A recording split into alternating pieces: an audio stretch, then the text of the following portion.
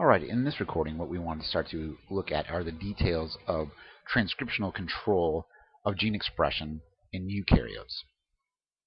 So we want to remember that eukaryotic gene expression can be regulated at different stages in development. This is going to be really important for multicellular organisms. Again, we call this differential gene expression. The fact that different genes are turned on to different degrees and at different times in different cells and in different responses to the environment or time in development. It's a lot of different control mechanisms that need to come into play. And so when we look at those in a eukaryote, we see the first thing we have to get is access to the DNA itself. And we had talked about chromatin kind of being like this very general kind of analogy for DNA in the nucleus is like spaghetti in a bowl. But in fact, it's more organized than that and much more tightly packed than that. And that degree of packing, when we talked about that, can in fact be a means of regulating gene expression. If you can't get at the DNA to make an RNA, you can never get this protein at the very end that then regulates cellular function. So if we pack genes very tightly into what we call heterochromatin, we generally don't see expression from them. We have to loosen up that heterochromatin into a euchromatin structure before we really start to see access to the DNA in a way that transcription can occur. And of course, we need transcription before we can have translation. So chromatin structure is broken down into two levels, euchromatin and heterochromatin. Right? So euchromatin is more loosely packed and heterochromatin is more densely packed. And obviously, this is a dynamic relationship. We can change the euchromatin and heterochromatin. If we look at the electron micrograph of a plasma cell from bone marrow, we can actually see the large nucleus and the difference between the euchromatin and the heterochromatin. Literally different levels of packing in the DNA in that organelle. Now, we wrap DNA around proteins called histones, and we talked about these briefly when we talked about packaging DNA. And remember, 2 meters of DNA in a human cell. That's a tremendous amount of length to get into a 20 micron package.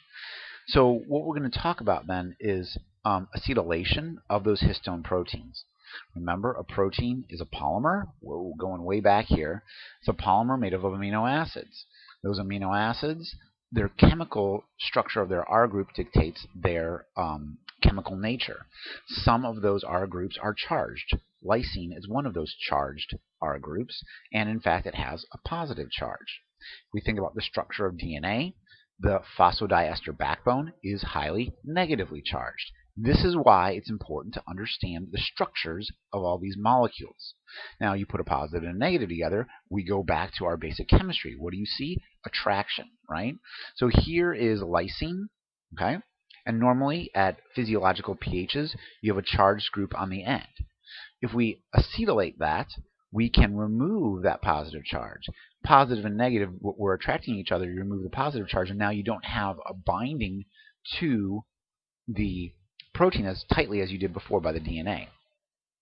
This slide is just to talk about something we're going to talk about later, and that is acetylation in general. So we're going to talk about acetyl groups in general, and again, we see these common themes in biology come up again and again and again. So I want to remind you of that everything that you learn, you're probably going to see again, and that's why it's important to really get it in your head. Now, how complicated is the control of this acetylation? Vary. Right, so again, here is a piece, or here's a diagram from the literature, which kind of shows you more of the players that are involved that your book or any textbook really won't go into. And so everything that I'm talking about, every concept, every action that we talk about in this class is vastly simplified in most cases. All right, so keep that in mind, that the complexity of the system is truly mind-boggling. Now, the way our book describes it is a much simpler diagram. Again, here are histone groups that make up our nucleosome and the DNA wrapped around it. We can loosen those groupings by acetylating the histones, and you can see how then that spreads out the DNA beads on a string to give you more access then to the DNA for transcription and translation. Now, another chemical modification that we'll see of the DNA to control transcription and translation is called methylation. This is a really, really big topic that, again, we could probably teach an entire class on. But we're just going to mention it now to introduce it to you. As it comes up in your future studies, you'll know what it is, and you can dive in and learn about it more deeply. But this idea of methylation is that I can add a methyl group onto certain bases in DNA. And what this seems to cause is a deactivation of that gene. And so this is one thing that's really, really interesting because this is the mechanism for imprinting. Like I can shut down a gene from your mom or your dad by methylating it, and they can hand that off to you, and that affects then ultimately what your inheritance looks like. So this is just a diagram of the methylation chemistry. See, we add that CH3, that methyl group, onto the cysteine or into the cytosine, which is the nitrogenous base. This is also the source of what we call epigenetic inheritance.